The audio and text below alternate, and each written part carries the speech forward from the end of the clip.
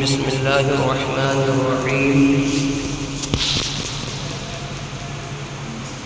قال الله تبارك وتعالى في القرآن المجيد والفرقان الحميد: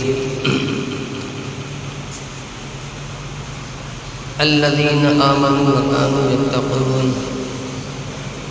صدق الله العظيم وبلغنا رسوله النبي الكريم، ونحن على ذلك لمن الشاهدين والشاكرين والحمد لله رب العالمين. ہماری ویڈیو کو لائک، چینل کو سبسکرائب کرنا نہ بھولیں. ان الله وملائكته يصلون على النبي يا ايها الذين آمنوا صلوا عليه وسلموا تسليما. الله رب محمد صلى عليه وسلم، نحن عباد محمد صلى عليه وسلم، صلى الله تبارك وتعالى عليه وسلم. حضرات، قرآن مقدس کی ایک مشہور و معروف آیت پاک کی تلاوت کرنے کا شرف حاصل کیا، جس کا تعلق ما سبق سے ہے، یعنی جو آیت گزری اسی سے اس کا تعلق ہے. الذین آمنوا وکانوا یتقون. ما سبق کون سی آیت ہے؟ ما سبق ہے الا ان اولیاء اللہ لا خوف علیہم ولا هم یحزنون. خبردار، الا خبردار، ان بے شک، خبردار حرف تنبیہ اور ان حرف تاکید، یعنی جو بیان ہونے والا ہے، جس کا ذکر کیا جائے گا، وہ بہت اہم بات ہے. اسی لیے پہلے خبردار کیا گیا، پھر انا کے ذریعے تاکید کر کے توجہ دلائی گئی کہ جو بات بتائی جا رہی ہے وہ بات بہت اہم ہے.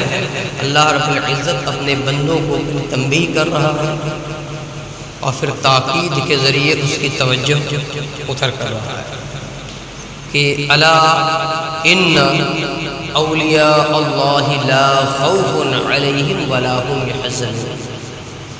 کہ خبردار، بے شک جو اللہ کے دوست ہیں، جو اللہ کے ولی ہیں، لا خوف علیہم، ان کو خوف نہیں ہے، ولا هم یحزنون، اور وہ غمگین نہیں ہوتے. اسی آیت پاک کا اگلی آیت سے تعلق ہے کہ الذین آمنوا وکانوا یتقون. کہ اولیاء کون لوگ ہیں، اللہ کے دوست کون ہیں، اللہ کے قریبی کون ہیں؟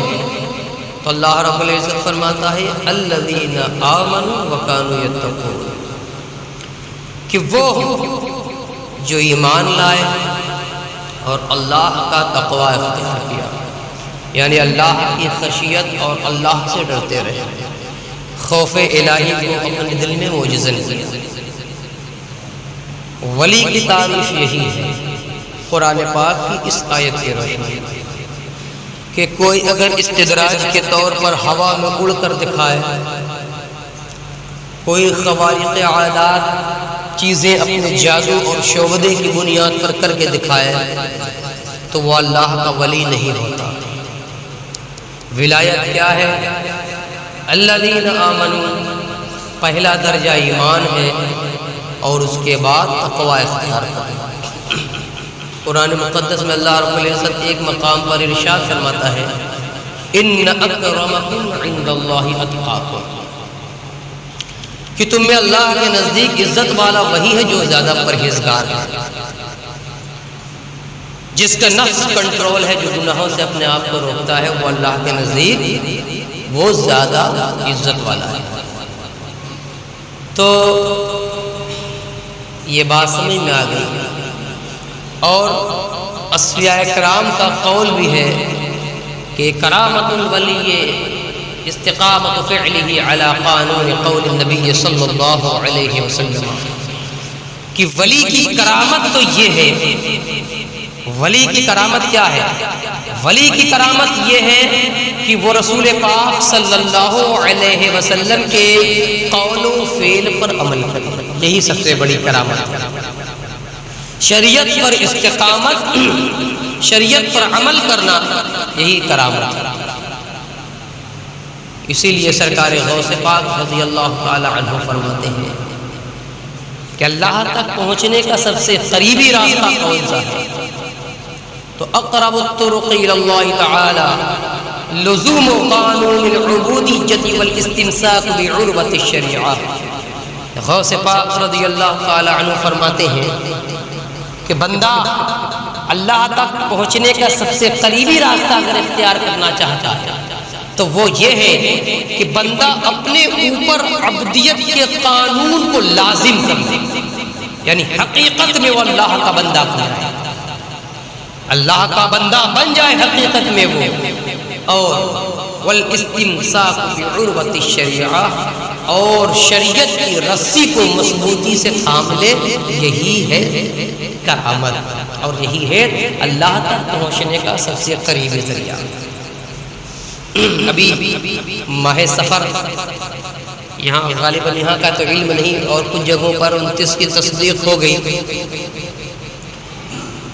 تو اس کے اعتبار سے ایک ربیع الاول شریف ورنہ 30 سفر بہرکیف، تو ابھی جو مہینہ گزرا ماہ سفر المظفر، بڑا بابرکت مہینہ، تو لوگوں کے اندر کچھ جہالت کی وجہ سے لوگ سفر کو منحوس سمجھتے ہیں، بہت سی چیزیں خرافات غلیظہ، آخر بدھ کے تعلق سے گڑھی ہوئی باتیں، بہت سی روایتیں جو حدیث میں نہیں ہے، اور لوگوں نے حدیث کی طرف منسوخ کر کے کہا کہ رسول اللہ صلی اللہ علیہ وسلم بیمار تھے، حضور کو صحت ہوئی، چلے سیر و تفریح کے لیے، اور پھر دیکھا لوگ کام کر رہے ہیں تو منع کیا، وغیرہ وغیرہ، آخری بدھ کے تعلق سے بہت پہلے ہی علماء نے اس کا مفصل و مدلل جواب دیا۔ حالانکہ حدیث میں ایسا کچھ بھی نہیں ہے، حدیث میں بس یہ ہے کہ رسول پاک صلی اللہ علیہ وسلم جب بیمار ہوئے تو 20 میں حضور کو جو ہے شفا نہیں ملی، اور حضور کا اسی مرض میں انتقال ہوا۔ یہ باتیں لوگ گڑھی ہوئی بیان کرتے ہیں، نہیں کرنا چاہیے۔ حدیث اور جھوٹی گھڑی ہوئی بات کو رسول پاک صلی اللہ علیہ وسلم کی طرف منسوخ کرنا، یہ اپنے آپ کو جہنم میں دھکیلنا ہے۔ اس لیے کہ میرے آقا سرور کائنات صلی اللہ علیہ وسلم ارشاد فرماتے ہیں کہ من کذب علی متعمدا فلیتبوأ مقعدہ من النار۔ میرے آقا فرماتے ہیں جو شخص میرے بارے میں ایسی بات کہے جو جھوٹ ہو، تو سرکار فرماتے ہیں ایسے شخص کو اپنا ٹھکانہ جہنم میں دیکھ لینا چاہیے۔ اس لیے ضروری ہے شرعی امور میں، قرآن و حدیث کے معاملات میں ہم صحیح روایتوں کو نقل کریں۔ میرے آقا فرماتے ہیں، حضرت عبداللہ ابن عباس رضی اللہ تعالی عنہ سے بھی مروی ہے، میرے آقا نے فرمایا کہ من قال فی القرآن برائہ فلیتبوأ مقعدہ من النار، کہ جس نے قرآن کے بارے میں ایسی تفسیر کی اور قرآن کے بارے میں اپنی منمانی بات کہی اور تفسیر اپنی رائے سے کی، تو میرے آقا فرماتے ہیں ایسے شخص کا ٹھکانہ بھی جہنم ہے۔ بہرکیف بات چلی تھی سفر المظفر کی مہینہ بابرکت مہینہ ہے، اور اس کو نسبت بھی بڑی اچھی ہے کہ اس میں دو عظیم مجددوں کا تاریخ وصال اور عرس ہے۔ ایک مجدد میعاد حاضرہ یا ماضیہ کہہ لیجیے، اعلیٰ حضرت فاضل بریلوی امام احمد رضا خان قدس سرہ العزیز 25 سفر المظفر کو آپ اس دار فنا سے دار بقا کی طرف تشریف لے گئے۔ عظیم تاریخ اعلیٰ حضرت کی، یہ امام احمد رضا پر اللہ رب العزت کا خاص فضل و کرم ہے کہ ناموس رسالت کے لیے جب اپنے آپ کو تحفظ ناموس رسالت کے لیے وقف کیا تو اللہ رب العزت نے وہاں بھی امام احمد رضا کو پہنچا دیا جہاں آپ کا جسم نہیں پہنچا۔ دنیا کے کونے کونے میں، وہ عرب ہو، مصر ہو، شام ہو، یمن ہو، افریقہ ہو، امریکہ ہو، دنیا کے کونے کونے سے آواز آ رہی ہے، ڈال دی قلب میں عظمت مصطفیٰ سیدی اعلیٰ حضرت کو سلام۔ اور ٹھیک آپ کے بعد ایک عظیم شخصیت، مجددوں کے مجدد حضرت سیدنا شیخ احمد سرہندی فاروقی مجدد الفسانی رحمۃ اللہ علیہ کی تاریخ گزری، تاریخ مثال میں 28 صفر المظفر۔ اعلیٰ حضرت کے بارے میں تو ہم سنتے رہتے ہیں، پڑھتے ہیں، مطالعہ، لیکن اگر مجدد الفسانی کا ذکر نہ ہو تو یہ بے انصافی ہوگی کہ مجدد الفسانی کون ہے، ان کی تاریخ کیا ہے، اور اس تاریخ کو اعلیٰ حضرت کی تاریخ سے کیا نسبت ہے، کیا دونوں میں تضاد ہے یا کچھ مناسبت ہے، کیا دونوں الگ الگ ہیں یا دونوں مجددوں کا جو کارنامہ ہے ایک دوسرے سے ملتا جلتا ہے، یا امام احمد رضا نے اسی کام کو آگے بڑھایا ہے جس کام کو مجدد الفسانی کر کے وہاں تک مجدد الفسانی نے چھوڑا۔ اللہ اکبر، میری حاضری ہوئی الحمدللہ حضرت کی بارگاہ میں، وہ بارگاہ مجدد الفسانی علیہ رحمت و رضوان کی بارگاہ، وہ بارگاہ ہے جو روحانیت کا مرکز ہے، جو روحانیت کا منبع ہے، وہاں ماتھے کی نگاہوں سے ان کا فیض دیکھا جا سکتا ہے۔ وہ مجدد زمن، وہ مجدد الفسانی علیہ رحمت و رضوان، آپ کی عظیم تاریخ رہی ہے۔ آپ کے والد محترم حضرت عبد الاحد رحمۃ اللہ علیہ جو سلسلے چشتیہ میں آپ نے عبد القدوس رحمۃ اللہ علیہ کے جو مرید تھے ان سے فیوز و برکات حاصل کیا، اور اس ذریعے سے آپ نے جو ہے مجدد الفسانی علیہ رحمت و رضوان کو سلسلے چشتیہ کا بھی فیوز و برکات عطا کی۔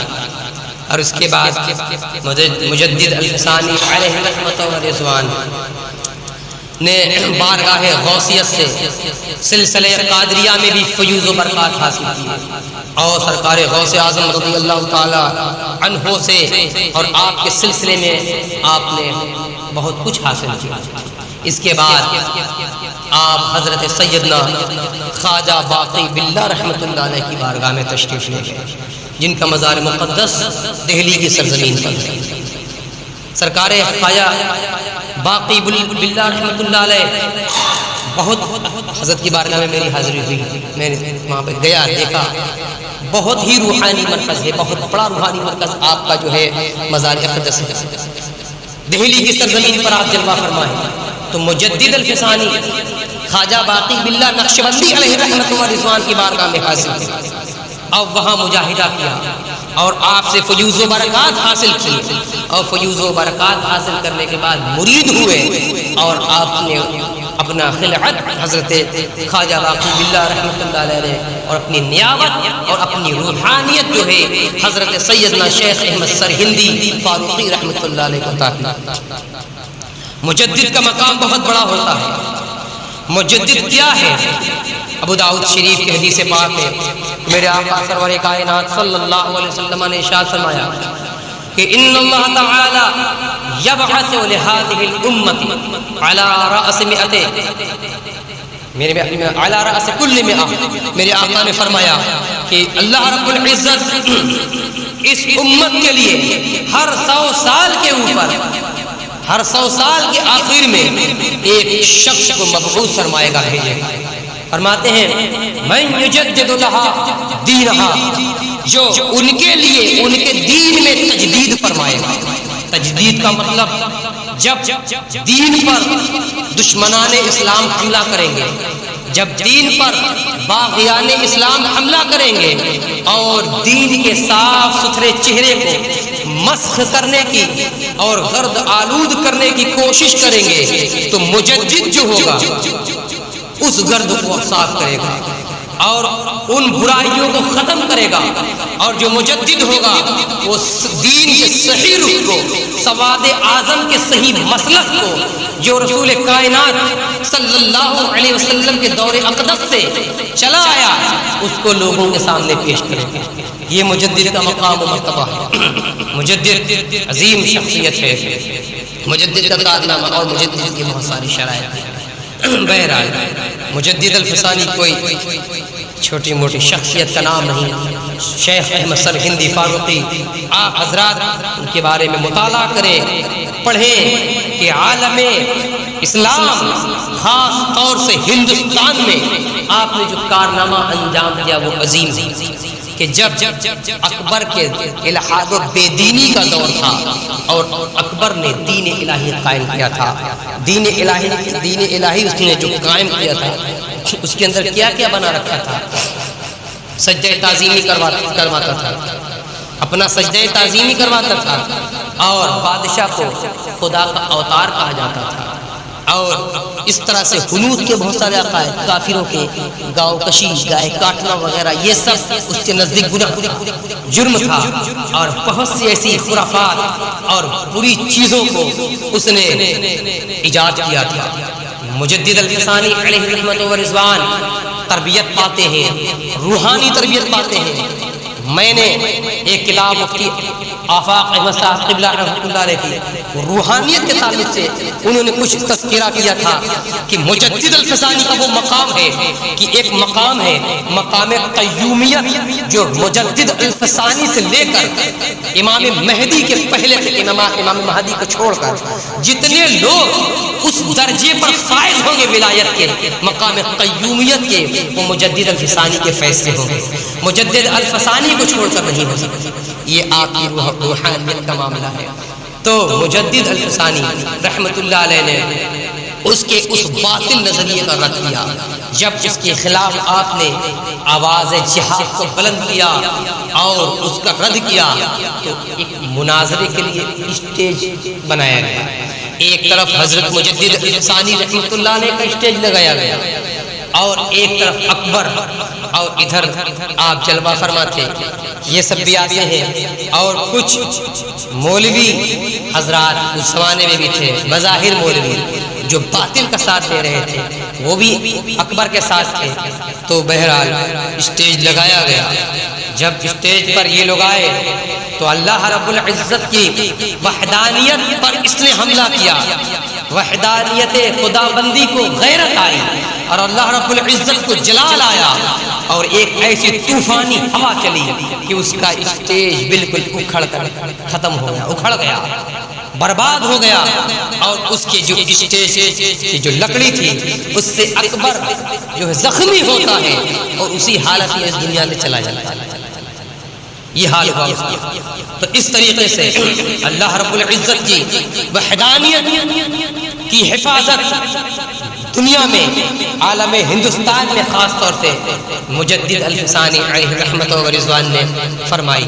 آپ حضرات ان کے کارناموں کا مطالعہ کریں، حضرت کی بارگاہ میں حاضر ہیں.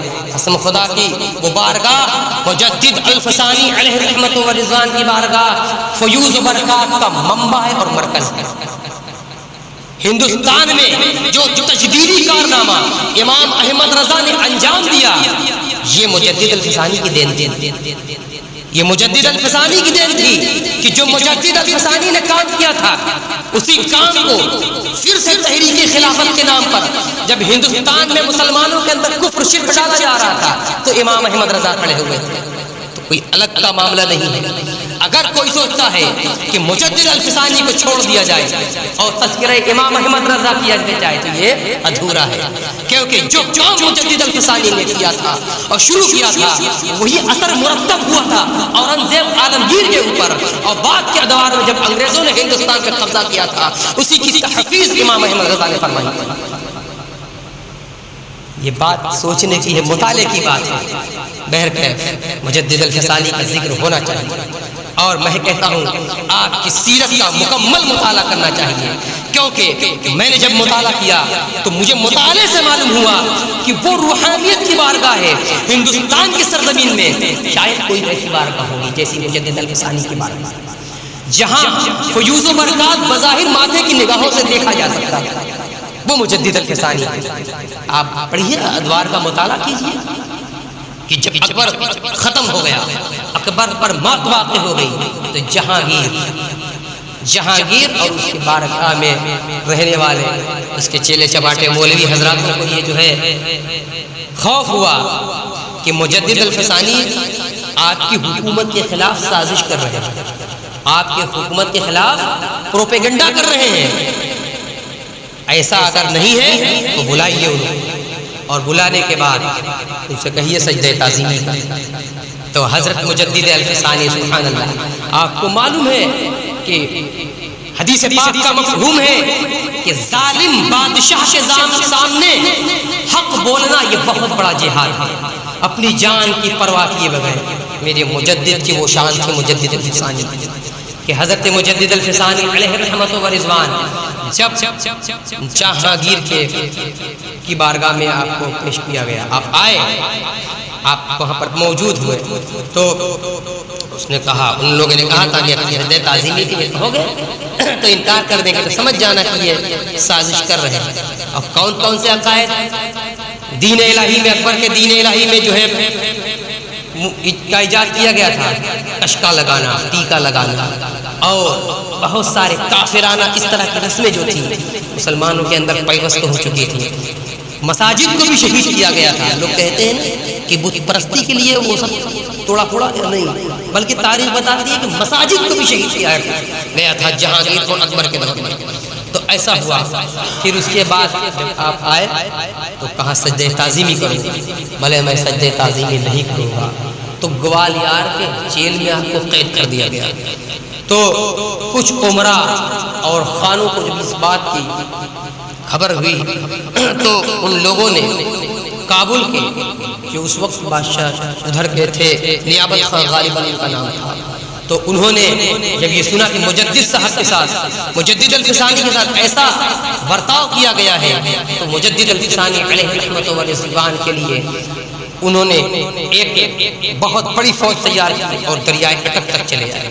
اس کے بعد بادشاہ بھی نکلا اور اپنی فوج لے کر لڑائی ہوئی، جنگ ہوئی. تو اس کے بعد جو ہے آصف الدولہ اور نور جہاں کے ساتھ ان کو جہانگیر کو قید کر دیا گیا. اور یہ چاہتا تھا نیابت خان کہ ان تینوں کو، اس کا منصوبہ تھا کہ قتل کر دیا جائے، قتل کر دیا جائے. لیکن مجدد الفسانی علیہ رحمت و رضوان کی ذات پاک کو قربان جائیے. آپ نے ایک مکتوب لکھا، ایک خط لکھا اور کہا کہ میں فتنہ اور فساد نہیں چاہتا، میں قتل اور خونریزی نہیں چاہتا، تم انہیں چھوڑ دو، میں خود بخود رہا ہو جاؤں گا. اس کے بعد اس نے اور تم بادشاہ کو تم نے قید کیا ہے، ان کی جو ہے اقتدا کرو اور ان کی اطاعت قبول کر لو. تو اس نے نیابت خان نے جو ہے چھوڑ دیا ان کو، اور سجدہ تعظیمی کے علاوہ تمام سلطنت کے جو آداب سے بجا لائے. اور اس کے بعد جب بادشاہ کو اس بات کا علم ہوا مجدد الفسانی علیہ رحمت و رضوان نے ایسا کیا، تو اس نے آپ کو رہا کر دیا. اور رہا کرنے کے بعد وہ جو ہے کشمیر کی طرف چلا گیا اور آپ سرہند شریف تشریف لے آئے. اس کے بعد وہاں وہ بیمار ہو گیا اور اس نے حضرت مجدد الفسانی کے پاس اپنا پیغام بھیجا کہ حضرت مجھے معاف کر دیں. اور بیمار وہ جہانگیر ہو گیا تھا تو آپ نے معاف بھی کر دیا اور وہاں آپ تشریف لے گئے اور اس کے لیے آپ نے دعائے صحت فرمائی. وہ تندرست ہو گیا اور تندرست ہونے کے بعد توبہ کیا اور توبہ کر کے آپ کے مریدوں میں داخل ہو گیا. سبحان اللہ. یہ جہانگیر کا ہی اثر تھا کہ حضرت اورنگزیب عالمگیر رحمت اللہ علیہ جو سچے دین کے مجاہد اور بادشاہ سلاطین اسلام میں ایسے بادشاہ گزرے ہیں جنہیں دنیا مجدد کے نام سے یاد کی ہے کہ حضرت اورنگزیب عالمگیر بھی مجدد تھے. یہ کون سا اثر تھا؟ یہ مجدد الفسانی کا احسان ہے کہ جنہوں نے اکبر کے دین الہی کے خلاف جہاد کیا اور جہانگیر کو ہدایت کا راستہ دکھایا. اور جب ہدایت کا راستہ دکھایا تو وہ اثر مرتب ہوا اورنگزیب عالمگیر کا. اور اورنگزیب عالمگیر پر جب یہ مجدد الفسانی علیہ رحمت و رضوان کا اثر مرتب ہوا تو آج پوری دنیا ان کے فتاوی عالمگیری سے فیض پا رہی ہے. یہ کہاں کا فیض ہے؟ ذرا غور کریں. کوئی چھوٹی موٹی ذات نہیں ہے مجدد الفسانی علیہ رحمت و رضوان کی. ایک غمگیر شخصیت ہے. میں چند منٹ کے خطاب میں آپ کی شخصیت پر روشنی نہیں ڈال سکتا. اگر مہینوں خطاب کروں، سالوں خطاب کروں، تو بھی آپ کے درجات کی بلندی اور آپ کے تصوف اور آپ کے سلسلے نقش بندیہ کی خصوصیت کو میں بیان نہیں کر سکتا. تمام سلاسل حق ہیں، قادری ہو، رضوی نہیں ہو، قادری میں ہے، قادری ہو، چشتی ہو، نقش بندی ہو، سہروردی ہو، تمام سلاسل حق پر ہیں. لیکن اللہ رب العزت نے سلسلہ نقش بند کو ایک عظیم الگ مرتبہ عطا فرمایا ہے اور روحانیت کا مرکز بنایا ہے سلسلہ نقش بند کو. اسی لیے مجدد الفسانی علیہ رحمۃ الرضوان نے سلسلہ قادریہ سے بھی فیض حاصل کیا، سلسلہ چشتیہ سے بھی فیض حاصل کیا. لیکن مجدد الفسانی نے خواجہ باقی باللہ علیہ رحمۃ الرضوان کے ذریعے سے جس سلسلے کو آگے بڑھایا وہ سلسلہ نقش بند. یہ مجدد الفسانی کی شان ہے. مجدد کا مقام بہت بڑا ہوتا ہے. آپ مجدد الفسانی علیہ رحمۃ الرضوان کے کارناموں پر غور کیجئے تو آپ کو معلوم ہوگا کہ ہندوستان کی یہ مجدد کتنا عظیم مجدد ہے، جس کی تاریخ سے ہم ناآشنا ہیں، جس کے بارے میں ہمیں نہیں معلوم، جس کی روحانیت سے ہندوستان کا کونا کونا فیض پا رہا ہے. مجدد الفسانی نے جس کام کو کیا تھا اسی کام کو اعلیٰ حضرت نے آگے بڑھایا، اسی کام کو بعد کو مجدد نے کیا. پہلے مجدد کو فراموش کرنا یہ صحیح نہیں ہے. ان کے کارناموں کو، ان کی زندگی کو، ان کے مجاہدوں کو یاد کرنا چاہیے، اس کا ذکر کرنا چاہیے، ان کی محفلیں منعقد کرنا چاہیے اور ان سے روحانی فیوز و برکات حاصل کرنا چاہیے. الحمدللہ مجدد الفسانی علیہ رحمۃ و رضوان جب جہانگیر نے توبہ کی اور آپ کے مریدوں میں داخل ہوئے تو اس کے بعد مجدد الفسانی علیہ رحمۃ و رضوان کی بہت ساری کراماتیں اور آپ کے کشف و کرامات ظہور ہوئے. ایک اپنے وقت کے بہت بڑے عالم دین تھے، غالباً نام میرے ذہن سے نکل رہا ہے، امین امانی اس طرح سے کر کے جو چوٹی کے علماء میں تھے. وہ بیمار ہو جاتے ہیں، بڑھاپے کی وجہ سے کمزوری بھی تھی، تو آپ نے اپنے ایک شخص، اپنے ایک آدمی کو حضرت مجدد الفسانی علیہ رحمۃ و رضوان کی بارگاہ میں بھیجا اور کہا حضرت کی بارگاہ میں عاجزانہ عرض کیجئے گا کہ بیمار ہوں، بیماری سے دو چار ہو رہا ہوں، بڑھاپے کی وجہ سے کمزوری ہوئی، تو حضرت اپنا کپڑا عطا فرما دے جس سے فیض پا کر میں صحت یاب ہو جاؤں. تو واہ، قربان جائیے مجدد الفسانی کی شان اور شخصیت کے اوپر کہ جب وہ شخص آتا ہے تو آپ جواب دیتے ہیں کہ آپ گھبرائیں نہ، بڑھاپے کی وجہ سے اور کمزوری کی وجہ سے اللہ رب العزت آپ کو شفا عطا فرمائے. یہ مجدد الفسانی کی شان ہے. آپ نے اپنا کرتا یا کپڑا اسے دیا، وہ شخص لے کر گیا اور آپ نے اس کو زیبتن فرمایا. فرماتے ہیں کہ بالکل تندرست اور توانا ہو.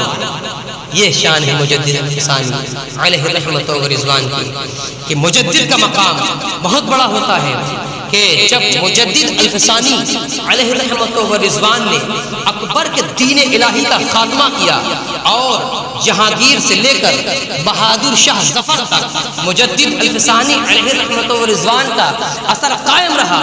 اور ہندوستان میں جب انگریزوں کے اشارے پر اور انگریزوں کے ایما پر اللہ رب العزت کی وحدانیت میں بھی کفر شرک داخل کرنے کی کوشش کی گئی اور رسول پاک صلی اللہ علیہ وسلم کی رسالت پر بھی حملہ کیا گیا، عرب سے لے کر ہندوستان تک جب عقائد باطلہ کو بڑھاوا دینے کی کوشش کی گئی تو امام احمد رضا تب کھڑے اور مجدد الفسانی کے اسی مشن کو اور اسی جہاد اکبر کو آگے بڑھا.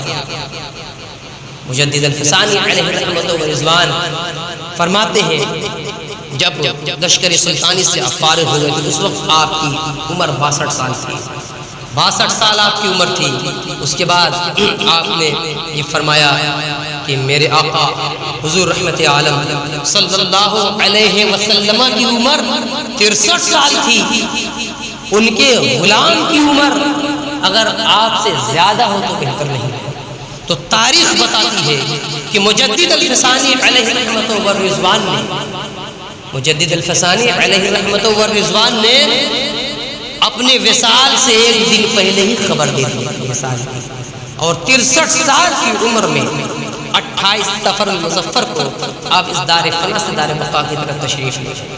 وہ مجدد الفسانی، میں نے مختصر سا آپ کے سامنے انشاءاللہ زندگی بقید حیات رہی تو حضرت کی تاریخ میں انشاءاللہ بیان کرنے کی اور کوشش کروں گا، کیونکہ مجدد الفسانی علیہ رحمت و رضوان کا ہندوستان کی خاص طور سے اور عالم اسلام پر بہت بڑا احسان ہے، بہت بڑا احسان ہے کہ ڈائریکٹ اللہ کی وحدانیت پر جب حملہ ہو رہا تھا، اللہ کی وحدانیت کو تار تار کرنے کی کوشش کی جا رہی تھی، تو اس وقت وہ مجدد کھڑا ہوا تھا اور اس مجدد نے اس باطل نظریے کو ختم کیا تھا۔ وہ مجدد الفسانی کی شان ہے، وہ مجدد الفسانی ہے جن کے ذکر کو ہمیں اپنے قلب میں بسانا چاہیے، جن کے مقام و مرتبہ کا یہ علم ہے۔ ایک حدیث پاک کا مفہوم میرے نظر سے گزرا کہ سیرت مجدد الفسانی میں اس کا ذکر کیا کہ رسول پاک صلی اللہ علیہ وسلم نے ارشاد فرمایا کہ میری امت میں ایک صلہ ہوگا جو بے شمار لوگوں کی شفاعت فرمائے گا۔ فقہاء علماء کا اشارہ ہے اس بات کی طرف کہ اس حدیث سے مجدد الفسانی کی ذات مراد ہے، اس لیے کہ وحدت الوجود کے مسئلے کو حضرت مجدد الفسانی رحمۃ اللہ علیہ نے حل کیا تھا اور دو فریقوں میں صلح کرائی اور کہا کہ میں صلہ ہوں۔ اس طریقے سے علماء فقہاء فرماتے ہیں اس حدیث میں اشارہ حضرت مجدد الفسانی علیہ رحمۃ و رضوان کی طرف ہے، آپ کی ذات و ذات ہے۔ اسی لیے تاریخ نگاروں نے لکھا ہے کہ جو مقام قیومیت ہے مجدد الفسانی سے لے کر امام مہدی تک جتنے لوگ ولایت کے اس درجے پر فائز ہوں گے وہ مجدد الفسانی کے فیض و برکات سے ہی فائز ہوں گے۔ یہ شان مجدد الفسانی کی ہے۔ مختصر سے میں نے تھوڑی سی آپ کی سیرت کا ایک نقشہ آپ کے سامنے رکھا، انشاءاللہ بیان کیا جائے گا اور اس سلسلے کو آگے بڑھایا جائے گا۔ استغفر اللہ ربی من کل ذنب و اتوب الیہ۔